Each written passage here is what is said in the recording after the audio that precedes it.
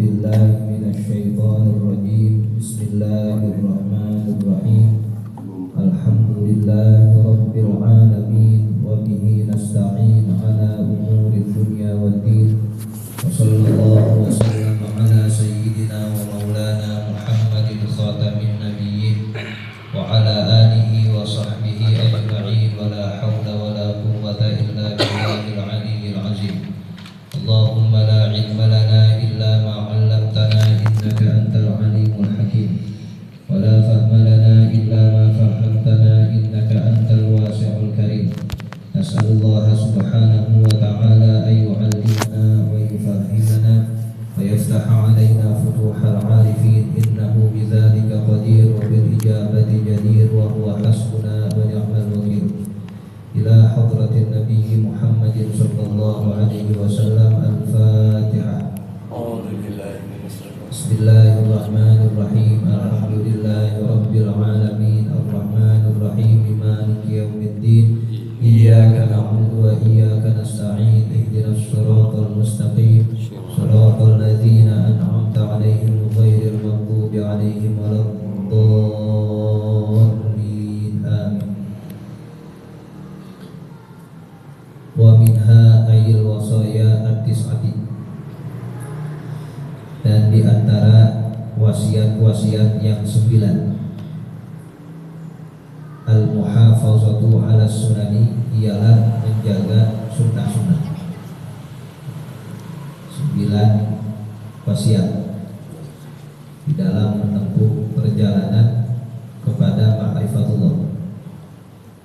Pertama, taubat, yang kita bahas. Yang kedua, qanaah. Yang ketiga, zuhud. Yang keempat, ngaji, ta'allum. Yang kelima adalah menjaga serta menjalankan sunnah-sunnah Rasulullah SAW. Sudah 5. Kalau 1 belum kita jalani, kemana tadi? Itu udah sampai 5 yang merupakan perjalanan agar kita bisa semakin dekat dengan Allah. Karrawatibi, seperti mengerjakan sholat rawatib, wa nahwiha, dan seumpamanya.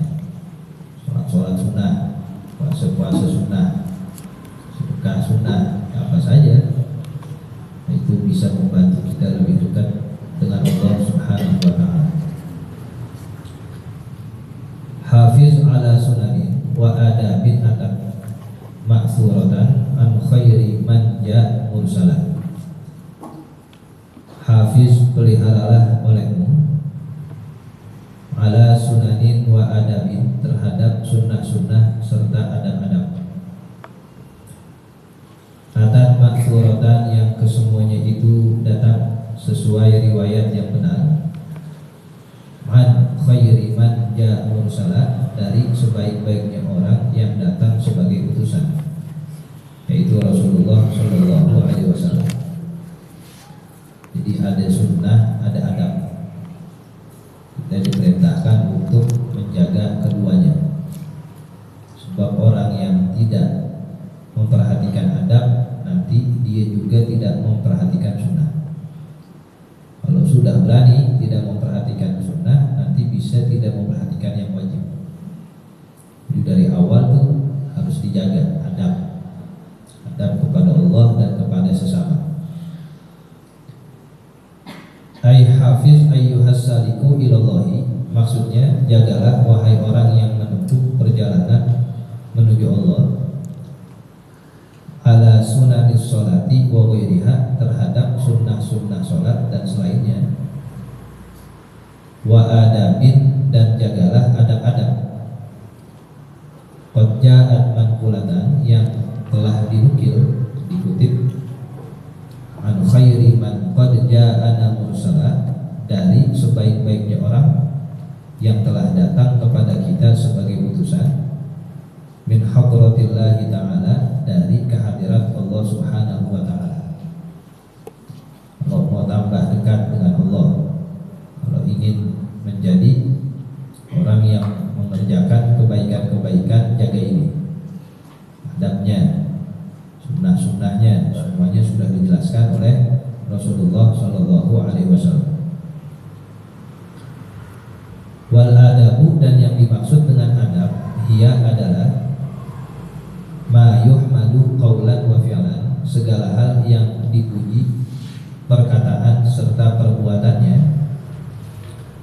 Ai adabu husnil ahwali wal akhlaqi, yaitu pelaksanaan keadaan dan akhlak yang bagus.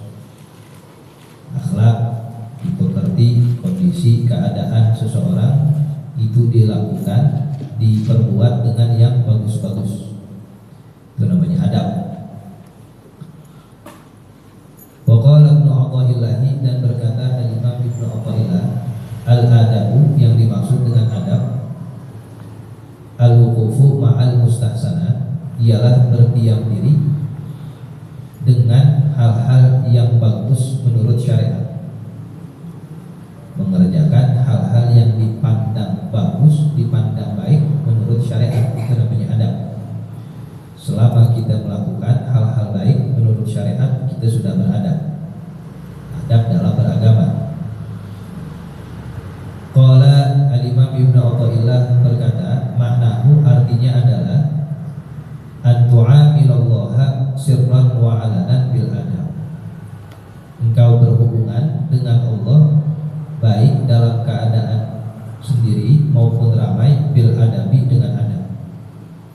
Itu namanya orang yang sudah beradab, sudah beretika. Keadaanmu bersama Allah saat sendiri dan ramai itu sama dengan etika. Itu kalau sholat masjid pakai baju bagus, sarung bagus, itu beradab. Lagi ramai. Sendiri sholat begitu juga pegangan. Kalau sendiri sholatnya pakai kaos oblong, keteknya pada sobek, itu belum beradab namanya. Kamu baru beradab pengen dilihat orang saja.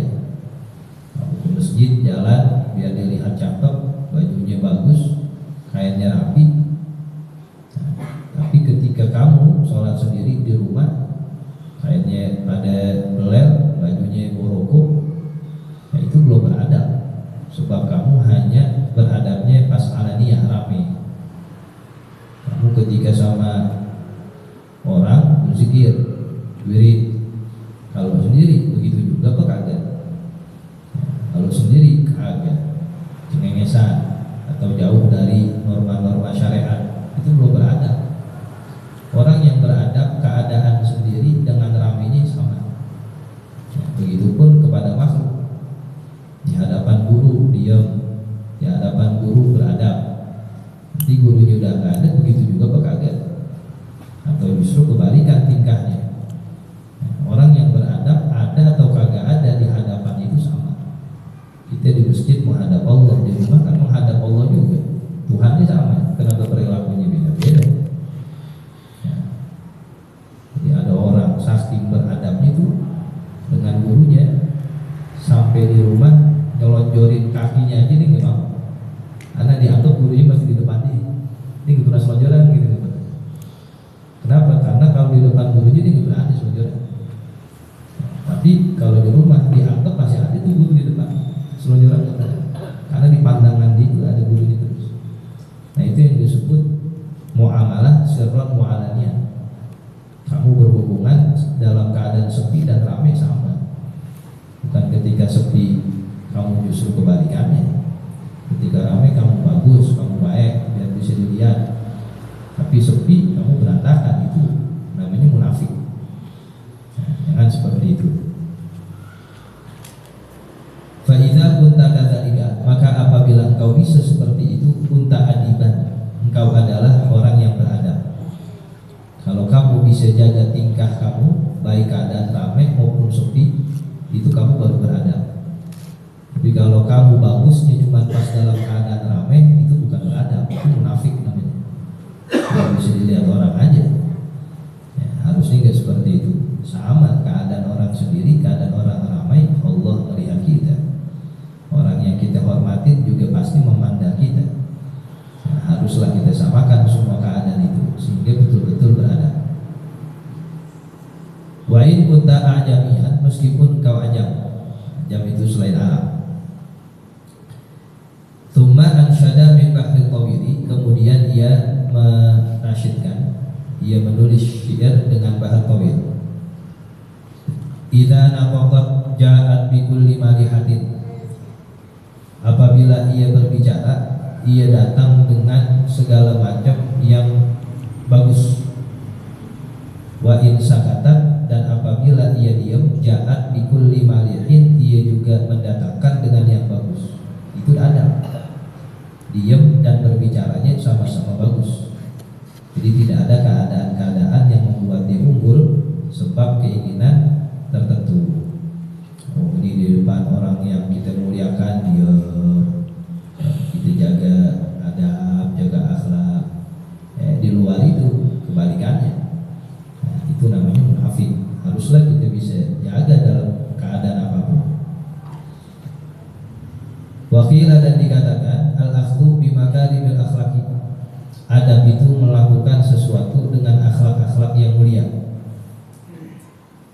Wa tanqasimul adabu ila arba'ati aqsamin, dan adab ini terbagi menjadi 4 macam. Syar'iyyun, yang pertama adab secara syariat.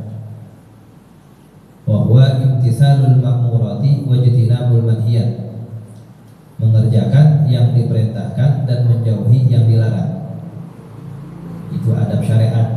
Kalau dipandang kita beradab secara syariat, ya bisa melakukan ini. Apa yang syariat perintahin kita kerjain, yang syariat larang kita jauhin. Itu adab syariat. Wa tabi'iyun, ada juga adab secara tabiat. Adab tabiat itu karakter, watak orang. Kal karomi, seperti dermawan, wasyaja'ati, dan berani. Nah, itu namanya tabiat orang, karakter. Karakter orang beradab bagaimana sih? Dia lihat aja, baik orangnya, dermawan atau tidak, rajin untuk memuliakan atau tidak. Nah, itu tabiat. Wa kasbiyun, ada adab secara kasbi, usaha, diusahakan biar dapat itu adabnya. Kama ma'rifatil nahwi wal lughati, seperti memahami ilmu nahwu dan ilmu bahasa. Itu namanya adab kasbi. Ilmu-ilmu pengetahuan bisa kita utamakan, bisa kita usahakan. Wa sufiyun, ada adab sufi.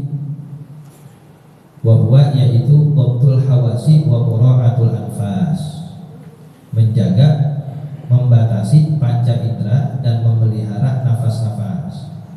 Itu namanya adab sufi. Kita batasi panca indera untuk kita lakukan hal-hal yang bagus, yang menurut syariat baik. Nafas-nafas kita jangan kita buang begitu saja.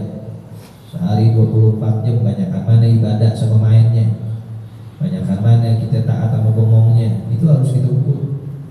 Semua orang dikasih waktu sama, gak ada yang lebih, gak ada yang kurang, 24 jam. Orang-orang yang soleh terdahulu, dia sukses dunia akhiratnya, waktunya sama 24 jam kayak kita. Orang-orang maksiat yang celaka 24 jam juga sama. Nah, adab sufi mengatur itu. Kamu bisa gak nih memanfaatkan waktu kamu sehari 24 jam, seminggu 7 hari, sebulan kurang lebih 30 hari, bisa gitu manfaatin. Banyakkan mana sehari kamu dari ibadah, atau kita bermain-main, atau kita sedang gurau. Jangan kita anggap biasa itu, nafas terbuang begitu aja sia-sia. Banyakkan mana tidur lama meleknya, banyakkan mana melihat Quran atau melihat yang lainnya. Itu adab sufi ya. Jadi jangan kita terlena. Nah, ini masih lama, nah, ini lagi senggang ya, kita pakai buat yang agak ada gunanya, semena-mena. Hati-hati ya, ada timbangan semuanya. Kalau sufi gak mau kebuang-buang begitu aja, gak ada liburnya dia, semuanya taat, semuanya ibadah. Nah, sehingga benar-benar dibatasi terhadap hal-hal yang baik saja. Qala ba'dhum min bahril mutaqallibi, berkata sebagian ulama sebuah syair dari Bahr Mutaqallib. Wa ma kullu waqtin tara musifan fakun hafizan li tariqil adabi, tarallaha yakshifu ma qad khafi fatahsa bi ajrin wa nailir rutabi. Wa ma kullu waqtin, dan tidaklah setiap waktu, tara musrifan, engkau dapati pertolongan. Fakun hafizan di tariqil adabi, jadilah engkau yang memelihara jalan adab. Tarallaha yakshifu ma qad khafi, niscaya engkau mendapati Allah menyingkap sesuatu yang samar. Fatahza bi ajrin, lalu engkau mendapatkan balasan baik. Wa nailir rutabi, dan meraih kedudukan yang tinggi. Kalau kamu mau mulia, jaga adab kepada Allah, kepada makhluk, kepada siapapun. Nanti engkau akan mendapat itu, ya, balasan baik dan juga kedudukan tinggi. Inna tasawufa kullahu lahwal adab, sesungguhnya tasawuf itu seluruh isinya adalah adab. Jadi kalau kita ribut-ribut tasawuf, ada di zaman Nabi ada, tapi belum berupa namanya. Ya, sama kayak semua pelajaran, dulu zaman Nabi belum ada namanya. Pelajaran nahwu, pelajaran tafsir belum ada di zaman Nabi sebagai sebuah nama. Tapi sebagai sebuah hakikat, substansi sudah ada. Tasawuf isinya, hakikatnya adab. Di zaman Nabi adab ada nggak? Ya bukan ada lagi. Memang Nabi ditugasin ngurusin adab. Innama bu'itsu liutammima makarimal akhlak. Nabi diutus buat ngurusin adab, ngurusin akhlak. Jadi sebagai nama memang tasawuf nggak ada, ini pada ribut aja. Boleh itu belajar tasawuf, karena di zaman Nabi nggak ada. Ya, semua pelajaran juga nggak ada di zaman Nabi. Kalau sebagai nama, TK, penjelasan nggak ada, itu bid'ah semua itu. Kalau sebagai nama, tapi sebagai substansi, sebagai hakikatnya ya ada. Tasawuf semuanya isinya ada. Yang kita pelajari itu qanaah, taubat, zuhud, wara, tawakal, ridho, sabar, itu ada semua isinya. Ya ada semua di zaman Rasulullah SAW. Jadi apapun kitabnya, selama itu tasawuf, isinya tentang adab. Nah, orang yang belajar tasawuf ya harus beradab, harus beretika, berakhlak, imma kepada Allah juga kepada makhluk. Wa minal awarifi, dan dari kitab al-awarif, fatlubanhu wa awila, maka pelajarilah itu adab dan berpegang teguhlah. Ada kitab namanya Awariful Ma'arif di Syekh As-Suhrawardi, itu berisi tentang adab-adab. Kalau mau baca itu kitab, isinya sangat bagus dan kita dianjurkan untuk mempelajarinya. Ayat tasawufu kulluhu, maksudnya seluruh isi tasawuf adalah wal adabu, adab. Tidak ada yang lain, tidak ada pelajaran-pelajaran menyimpang. Qala Aliyun Al-Jizi, berkata Syekh Ali Al-Jizi fi Tuhfatul Khawas, dalam kitab Tuhfatul Khawas, at-tasawufu, yang dimaksud dengan tasawuf huwa tajridul qulub lahu ta'ala, mengosongkan hati-hati untuk Allah Ta'ala, wahtiqaru ma siwahu, dan memandang hina seluruh selain Allah Subhanahu wa Ta'ala. Itu dapat ulama yang lain. Jadi kata Imam Az-Zahruk, ya, Aukamakol, dalam pembukaan di Qaulul Imam disebutkan pengertian tasawuf itu bisa sampai 2000 definisi. Kalau dikatakan bahwa tasawuf itu bisa sampai 2000 pengertiannya. Tasawuf huwa kata, para ulama berbeda pendapat. Kalau 2000 semuanya kita pelajari, baru definisinya doang itu, belum isinya. Saking luasnya makna tasawuf. Tapi 2000 definisi itu disimpulkan satu, at-tasawuf wal adab, segitu aja. Tasawuf itu adalah adab, ya adab bersama Allah juga kepada makhluk. Nah, sehingga khulasatu at-tasawuf wal adab, inti dari pelajaran tasawuf adalah adab, akhlak. Sebagaimana itu juga disebutkan oleh Syekh Ali Al-Jizi, mengosongkan hati hanya untuk Allah. Itu adab juga. Adab kita sebagai hamba, sebagai makhluk ciptaan, yang kita serahkan semuanya kepada yang menciptakan. Qala Syekhul Islam Zakaria, berkata Syekhul Islam Zakaria Al-Ansari. Syekhul Islam Zakaria Al-Ansari termasuk ya ulama yang keberkahannya banyak. Beliau itu mencetak generasi, bukan cetak murid lagi. Kalau murid 1, 2, 3, 10 orang, generasi itu bisa ribuan orang. Beliau hidup di 3 zaman muridnya. Jadi beliau punya murid, muridnya punya murid, muridnya punya murid, dia masih hidup tuh. Nah, jadi kalau murid-muridnya lagi pada ngajar, kan murid itu jadi ulama, ngajar muridnya, murid-muridnya ngajar muridnya itu, dia datang berhenti itu pengajian. Ya, dewanya turun, raja terakhir turun, semuanya ngajar ke dia. Syekhul Islam Zakaria Al-Ansari, beliau makamnya di mana? Dekat Imam Syafi'i. Kalau mau tahu ajakannya kita anterin. Di Mesir adanya sama. Ya ini luar biasa berkahnya, luar biasa ini seorang ulama. Syekhul Islam Zakaria Al-Ansari umurnya panjang. Muhammad tuh yang dipanjangin umurnya. Dia kalau ngajar itu dia kuat diri duduk begini. Cuman ketika sholat dipaksain diri, paksain sama dia. Dia mengatakan saya nggak mau membiasakan diri saya di hadapan Allah, malas. Itu adab tuh gitu. Ya, mungkin saya capek, saya sakit, saya lemah. Tapi kalau buat Allah, biar mati lagi sholat, saya kasih, saya terima. Syekhul Islam bukan hanya otaknya saja cemerlang, tapi hatinya bersih. Kalau ngajar tuh, ya, di dalam kum nih, namanya kum nih kalau orang Arab bilang. Lengan bajunya, orang Arab lengan bajunya ada umroh, ada tasbih. Jadi dia ngajar tangannya langsung di sini. Ajar aja. Nanti ketika lebih berat sudah tasbih jangan. Jadi ini beritin dalam biografi. Tapi nggak pakai mic ya, kan dipegang di sini. Di sini belum ada juga kan? Yang Sufiyun Kafi. Ahli fikih, ahli tasawuf juga. Syekhul Islam Zakaria Al-Ansari. Tidaklah sanad keilmuan kita nih kaum muslimin ahlu sunnah wal jamaah kecuali melewati dia. Makanya disebut Syekhul Islam. Kalau di kita Syekhul Islam itu Zakaria Al-Ansari. Kalau sebelah Syekhul Islamnya Ibnu Taimiyah, beda lagi. Ya, kalau kita disebut Syekhul Islam adalah Al-Imam Zakaria Al-Ansari. Ya, beliau seorang mujaddid pada zamannya. Saking cintanya dengan Imam Syafi'i, dikuburin di dekat makamnya Imam Syafi'i. Sebelum kita masuk ke makamnya, ada makam beliau dulu tuh. Nah, sebelah kanan. Mudah-mudahan nyampe semuanya. Qauluhu, ia katakan, wahtiqar ma siwahu, dan memandang hina selain Allah, itu maksudnya aibin nisbati ila azamatillah, jikalau dinisbatkan kepada keagungan Allah. Wa illa, karena jikalau tidak, nakul kadzalik, kita katakan begitu, fala yasih, enggak boleh. Jadi kalau kita katakan tasawuf itu memandang hina seluruh selain Allah, nah ini harus ditafsirkan secara benar, sebab ada hal-hal yang memang kita harus muliakan.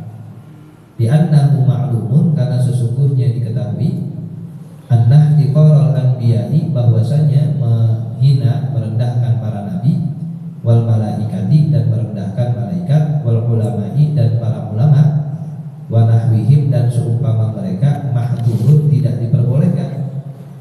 Bal qad yakunu kufran, bahkan terkadang bisa menjadi kafir. Jadi maksudnya tasawuf itu menganggap hina semua selain Allah jika dilihat dari keagungan Allah. Jangan dengan itu kita hinakan ulama, itu ketika tasawuf menganggap hina semua selain Allah, berarti ulama, nabi kita hina-hina boleh, bukan. Nah, justru kita memuliakan para nabi, para ulama, ya, para aulia, bentuk kita memuliakan Allah Subhanahu wa taala. Wa qala ba'dhum, dan berkata sebagian ulama, al-muradu bihtiqari ma siwahu, yang dimaksud dengan menganggap hina seluruh selain Allah, ayyataqidah, engkau berkeyakinan, annahu la yadurru wa la yanfa'u, bahwasanya tidak ada yang memberikan kemudaratan dan kemanfaatan kecuali Allah Subhanahu wa taala. Yang lainnya tidak ada. Ya, semuanya itu yang memberikan Allah. Kita bisa mendapat ini, ya Allah yang ngasih. Alhamdulillah saya sehat. Bukan obat itu. Obat sama bapak aja. Kita minum obat, jangan kita anggap itu yang menyembuhin.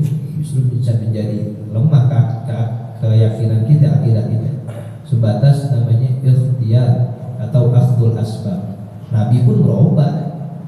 Nabi yang keyakinan paling tinggi, ada yang lebih tinggi akidahnya dari Nabi, dia berobat juga. Ya, obat Nabi itu raja tingkat, dia berobat juga. Di kulli da'in dawa, setiap penyakit ada obatnya. Cuman untuk kita berkeyakinan tidaklah obat yang memberikan manfaat, tapi Allah. Umpama ada yang memberi kemudaratan, bukan orang itu, ya Allah juga yang ngasih. Nah, itu maksud dari ihtiqar ma siwa, keyakinan hanya satu-satunya memberi manfaat dan kemudaratan